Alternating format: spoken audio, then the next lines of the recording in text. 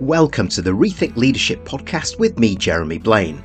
I interview leaders, experts and business professionals from around the world who are bringing leadership principles and know-how into the digitally driven 21st century workplace, with focus firmly on the how-to rather than the what. Each episode is in aid of a charity chosen by my guests, and since 2020, we've made donations to over 80 global and local causes. Welcome to this episode of the Rethink Leadership podcast with my guest, Nic Marks, who is a statistician, speaker and author who pioneered the field of workplace well-being.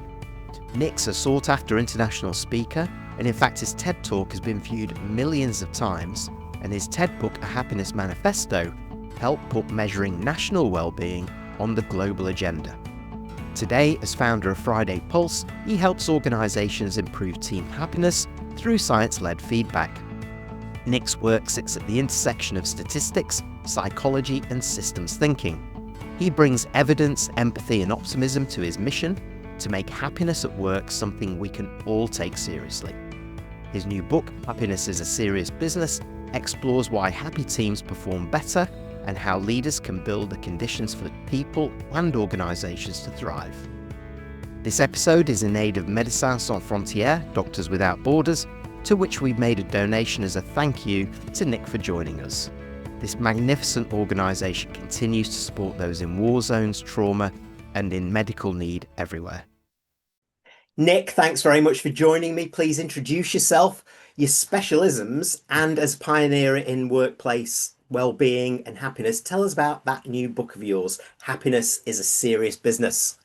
Yeah, I'm a statistician by trade, so that's sort of always been my theme. I was that really annoying guy at school that was top of maths without trying. And over the years, I started to specialize in quality of life and then into people's experience of life. And that led me into well-being and then ultimately into happiness at work. So I sort of take a empirical view to, perspective on it, but try and make it really easy to understand. So my book, Happiness is a Serious Business, of course I have a copy just here, just came out, and basically it's my take on what team happiness is, how you can track it, understand it and improve it. Great. So there's a couple of questions for me immediately off the bat from what you've just said there. So the first one, I'm just going to go into that leaders and teams. So why do leaders particularly need to wake up to organisational or team happiness, especially in the current environment where there's so much change? We hear about fatigue, much more conscious of mental health, etc. Yeah, I mean, happiness gets to the root of all that without sort of getting depressingly, fatigued or well-being oriented. So sometimes the word well-being can sound really quite flat and like, oh my God, if I ask you about your well-being, you're going to tell me everything that's wrong. And actually happiness creates a more positive tone on that. And when we feel happy, when things are going well, we feel happy. And so that's a really, really important gauge for organizations and leaders to know, how are your teams doing? Well, if you ask them how happy they are, you've got that immediately. The second thing is that it's very linked to our energy. When we feel good, we do good work. And so that's just a natural biological process, what's going on here. We don't naturally ask people, how is your well-being? Actually, we say, how are you doing? How are you feeling? And so when you get an emotionally toned word in response to that, that's much stronger. It's much more natural to us. So ultimately, I'm saying to team leaders and people leaders that happiness is where the magic is. Team happiness is where people's motivation is. It's where their creativity, their collaboration is. So that's why it's so important. It's also just simple language to use with people. Yes, it is. And that links quite nicely to what you said about your primary role, how you've grown up, this statistician, the one who was always top of maths, and I was always at the bottom of maths, I must confess right here. And leaders will say, well, that's all very well, but how do we measure it? But you are a statistician. So how do you put data at the heart of this journey in improving happiness and well-being in the workplace for teams? And why is that so important for those customers that you work with? So how do you measure happiness? People always think, oh yeah, you can't measure the happiness. It's so ethereal, it's intangible. Well, actually, you can create measures of happiness if we want to distinguish about it, really. So what I ask people typically in surveys, in pulse surveys, is how happy were you at work last week? And by making it specifically at work, that gives a context to it. By making it time bound, it makes it much easier to answer. So if I say, how happy are you at work in general, you start, jiggling quite a lot of things. Were you happy this week? Yeah, I was. Oh, no, I wasn't. It's a terrible week. And you get a really clean answer. And if people can immediately give you an answer, and as a statistician, particularly with what's called subjective data, if they give you an immediate answer, then it's going to be more robust because it's more aligned to actually how they feel. So that's how you measure. And then what you get if you have weekly happiness is you get really interesting time trends.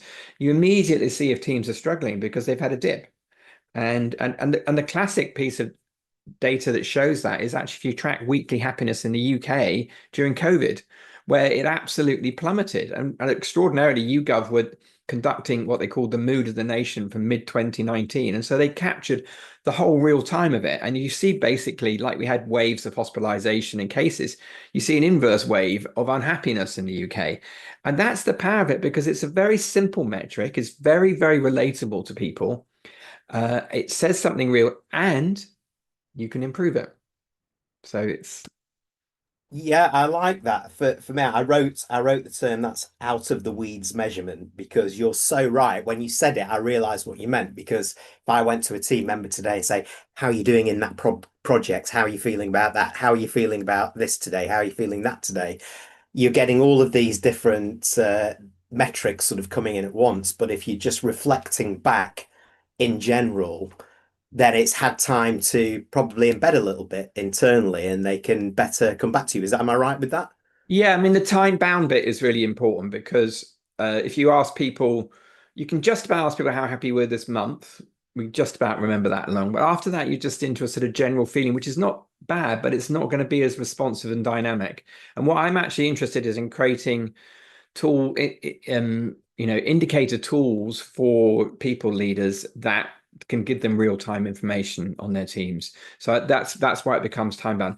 I mean, you could do it on specific projects. You would get different information. If you were doing a one-to-one with somebody and they're working across multiple projects, then you would want to be identifying which one they're enjoying more, because that's where their strengths will lie. I mean, when people feel energetic, they tend to be using their strengths, playing to their strengths, doing their best work.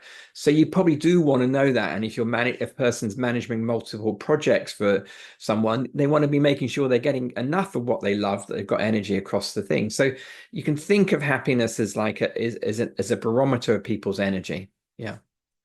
Yeah, a barometer of people's energy. I Yeah. like that. Excellent stuff. So I'm going to put you on the spot now, Nic. Okay. And you don't have to name names, but I'd love some examples of organizations or industries that are getting workplace happiness or this well-being and the way they're engaging employees right, and what are the upsides that they're experiencing.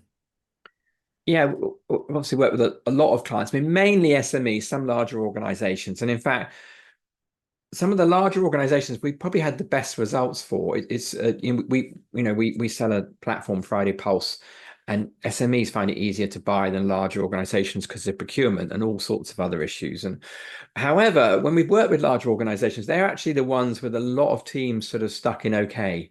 So I often talk about that there's a danger of being stuck in okay. So when you've got happy teams, they're going forward. If they're unhappy, something's going to change, because unhappiness is actually characterized by energy too, but it's energy to change, to disrupt, to destroy. Whereas okay is total absence of energy. And I always say, okay isn't really okay. That's where your upside is really, on terms of performance, creativity, collaboration, all those sort of things. It's from okay to happy. And we see in large organizations, a lot more teams that are stuck in it, because the scale of larger organizations is sort of less human scale. So you get a bit lost in it. And actually our emotions and feelings are very proximal. They're very much to do with what we're doing in everyday life. So the journey for larger organizations is to create smallness and the bigness, and how to do that, and how to break things down to team and divisions size, that they become more human scale. People feel more empowered in their work, if you want to call it like that. And so so larger organizations we work with, I mean, like one we've been working with, I don't know, 8-9 years, and they've seen their staff turnover fall by 25% over that time. I mean, 25% from their level, not 25% altogether. So, you know, there's real savings if you get things right. And they've also been growing and presumably getting more productive. I don't have data on their productivity because we're a relatively light survey tool. They do lots of things, but I can see who leaves and who doesn't because they come and fall out of our list. So I can measure staff turnover. I don't know whether they're good or bad leave. I don't know whether they've been made redundant or not, but I can see the figures that are falling. And other clients that we worked for a long time, we've had similar journeys, you know, where they've sort of worked out that they're a bit flat. And it doesn't happen overnight. You can't just suddenly switch a switch on and teams become happier. It is about improving people's week-to-week work. That's where the work is. There's a poet, Anna Dillon, a writer, and she says, "How we spend our days is how we spend our lives." And I think it's the same at work. How we spend our days at work is how our work is, how we spend our weeks at work. We can get this sort of grandiose idea about career paths and tracks, and they are, you know, we do need to keep an eye on development. But ultimately, the experience of work is in our weekly flow. Yeah, and that leads me directly to say, well, I'm not sure if it's a mirror image exactly, but for those that aren't focused on this, through the data that you have, what are the impacts that it has immediately on the organization when they've sort of neglected well-being, this happiness index, the barometer of happiness, if you like?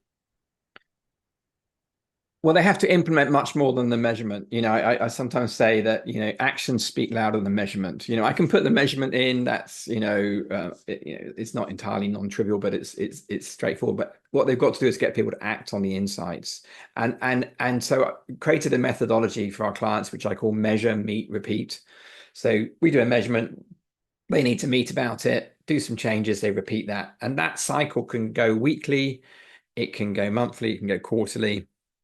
Annually is a bit, we do some clients them annual surveys because we used to offer them years ago. They're legacy clients, we still do them with them, and they do make improvements if they do it properly, but it is all down to the actions that they take. So if they embed a culture where they take team happiness, team well-being seriously, then it's really linked to productivity. It's really linked to staff retention. It's really linked to reducing burnout. These are really three big gains that organizations make, you know, and they're kind of the flip side is the risk that if they don't take team happiness, team experience seriously, they're going to have underperformance, high staff turnover, and higher burnout. So, you know, and there's a real business issues that cost a lot. You know, by my estimates, a happier team is 20 to 30% more productive, and that's across all industries. Where you get to jobs and roles that are more creative, more collaborative, more customer focused, the gains of happiness are even more. Intuitively, I get that, but 20 to 30% is huge. It is huge. I almost sometimes feel embarrassed how big it is. But I mean, that is from unhappy to happy. So if you want to go from okay to happy, it's 10 to 15%. But that is huge. And staff turnover is even bigger effect. So the unhappy leave 3 or 4 times more next quarter. The okay leave 50-60% more. So there's really killing you. And I think people can ignore it because it always feels a bit like undiagnosable why people are going. But actually, if you're measuring team happiness seriously, it is diagnosable. And a related question, actually, it just popped into my head, Nick. What's the relationship, therefore, with evolving company or team culture?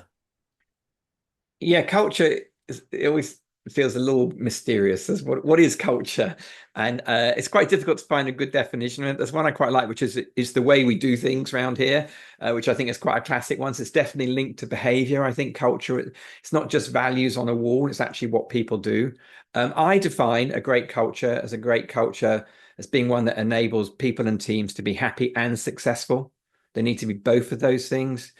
If they are successful but not happy, they're burning out. If they're happy but not successful, they're going out of business. That's no good. You need the two together. So that's what I think are great. Because as a statistician, I like to define it by its outcomes.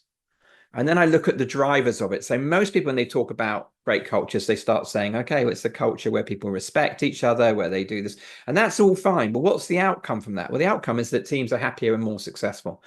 So what I do with my stats is then I look at the drivers. And so I come up with 5 big drivers of team culture, which are connect, be fair, empower, challenge, and inspire.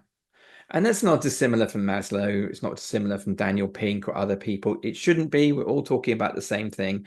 The difference I try and do is make them positive actions that team leaders can understand easily. How does my team connect more?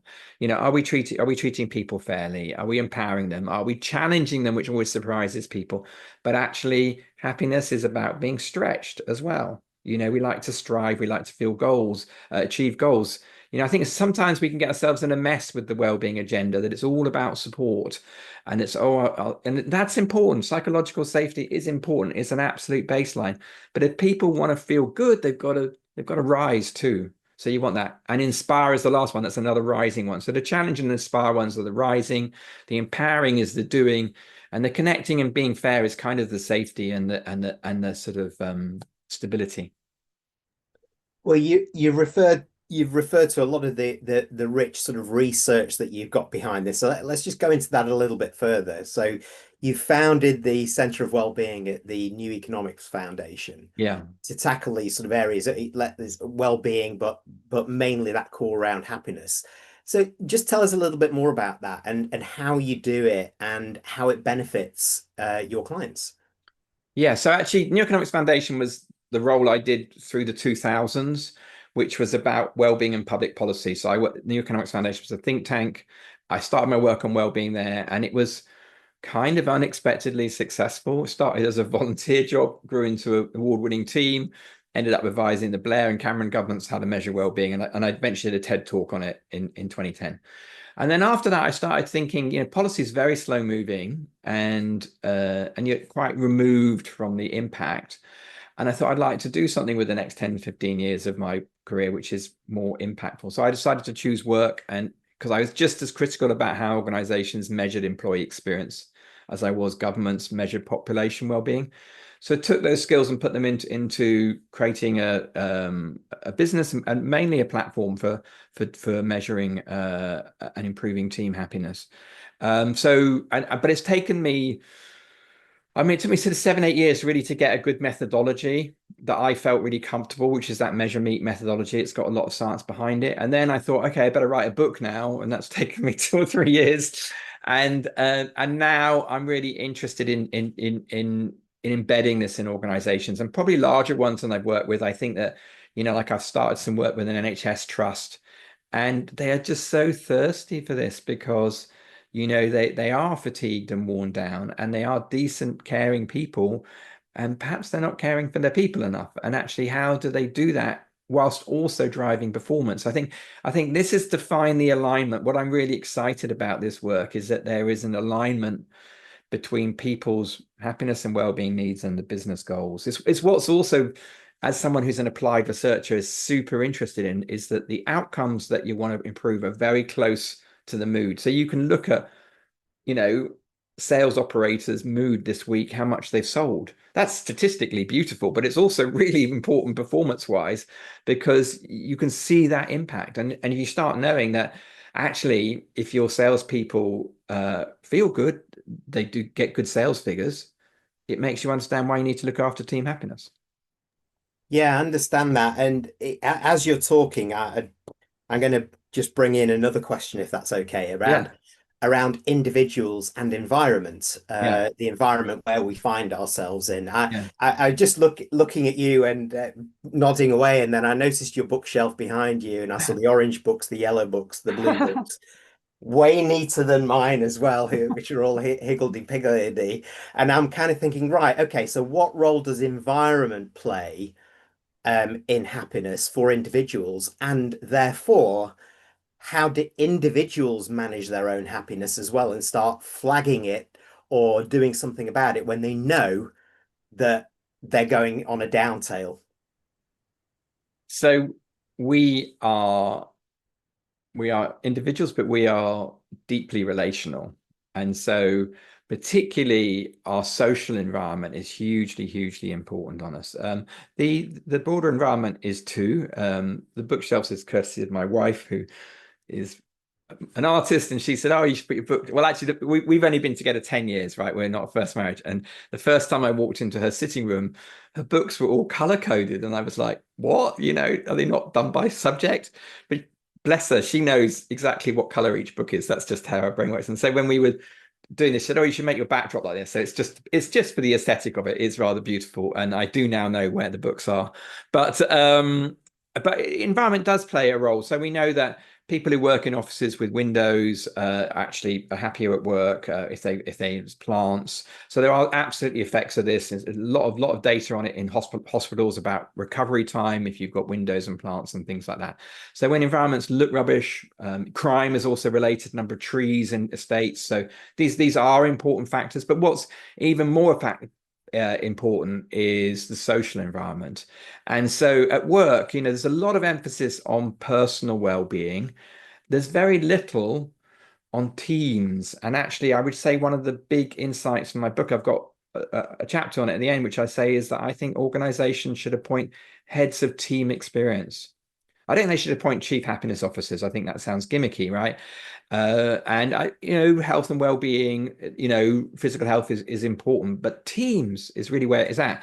And I can even see that in my data. So there's a statistical analysis you can do. It's called multi-level analysis. And basically you look at the individual, the first group they're in, which is a team, the second group in the organization, and then you could look at sector and all sorts of things. But if you look at that, then the team is 3 times more important for shaping their experience than the organization.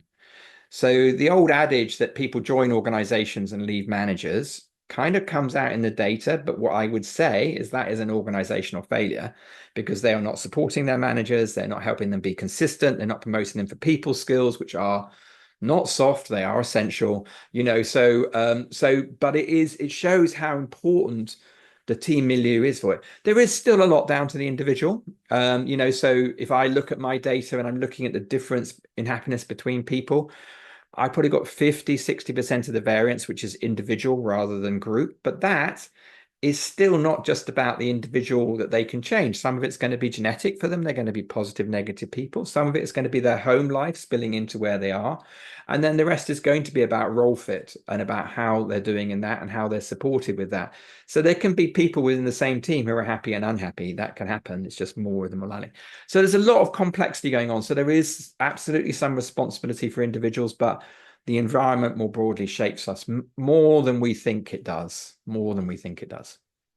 Yeah, I was thinking that as you were talking before, there are a number of factors, but ultimately where it really comes into focus in organizations is at team level, which I really get. We started this by talking about leaders really needing to understand this a little bit more. So for those tuning in, Nic, what 2 or 3 actions can leaders take now to create some early wins around workplace happiness and the broader well-being of their teams?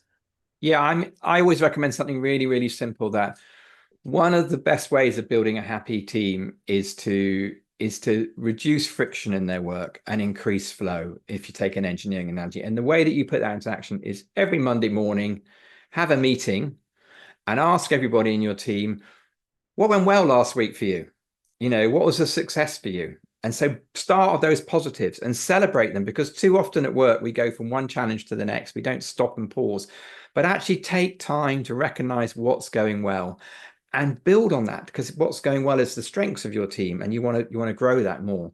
And it also creates a really nice atmosphere if you just take time and shout out good performance, and you do that systematically, persistently, consistently, I don't know, every week. Yeah, that's really, really important. And when you've done that, then also the second thing you should ask is what's holding you back? What's frustrating you? What's the friction? You must do the good things first. Don't start with the frictions. You'll have a really different team meeting if you start with what's going wrong. Everyone will go down, the mood will go down. Start with what's going well. Get people to feel good. It is a very simple thing. We like being appreciated. Our shoulders go back. We feel better. Okay. Then you've got the right mood to tackle any challenges you've got. So deal with that every week. So those are the 2 questions you should ask every week. What's going well, with the idea, how do we build on it? What's not going well? How do we tackle it? And then you want to introduce a culture of appreciation. And a culture of appreciation is, yes, celebrating those things, but is encouraging everyone to thank colleagues when they support them, to shout out each other peer to peer. For you, if you're a team leader, who is your leader? Thank them for how they're supporting. Thank upwards. Very rarely do people thank upwards. We thank downwards. Thank upwards, because they've got a difficult job too. So really, really saying thank you, appreciate. It's such a simple thing. So many people don't get thanked at work. I've had emails because we've got a thank you little feature in our thing, where you can send a thank you note to somebody in your team or outside of your team. And I've had people say, I've never been thanked at work before. And you think, that's madness. And so doing that. So those are the weekly things. And then one-to-ones. I think a lot of team leaders are frightened about asking about people's emotional experience. They haven't been promoted for people skills. They've been promoted for technical skills. It all feels a bit of a Pandora's box that you could open. And I get that. And it's really important. So I say that, probably the best way to think about how approaching them is to think of yourself first as a mirror, which is that listening to them. And listening isn't just nodding. Actually say back what you're hearing, because we can often not actually hear it exactly right. So if we say back what we're hearing, if you get it wrong, they won't mind. They will just correct you. And the second iteration will get you to what they want to hear. Say, oh, you're saying this. And then, oh, no, I don't quite mean that. I mean that. It helps them see for themselves. It helps you understand it. But then the second thing is, don't stop at being a mirror, then become a window, which you look out into the world and you can see and you can show them where they could go. This is the support and challenge. The mirror is like the window. You're understanding where they are. It's like the mirror is like the support, and the window is like the challenge. Oh, well, we could do this. And I think it's really, really important and to be light. Don't expect yourself to be the world's best coach straight away, but just do that. Listen, be human. Open up the possibilities. We are at work. You're not their therapist. Okay. Just as, we have got work to do. There are business goals to achieve. We need to be on track with that. Sometimes people don't fit in the role. You're probably doing both of you a service if they move to something else, but actually helping people know where the track is, know where the goal is, and how we get there is part of the job.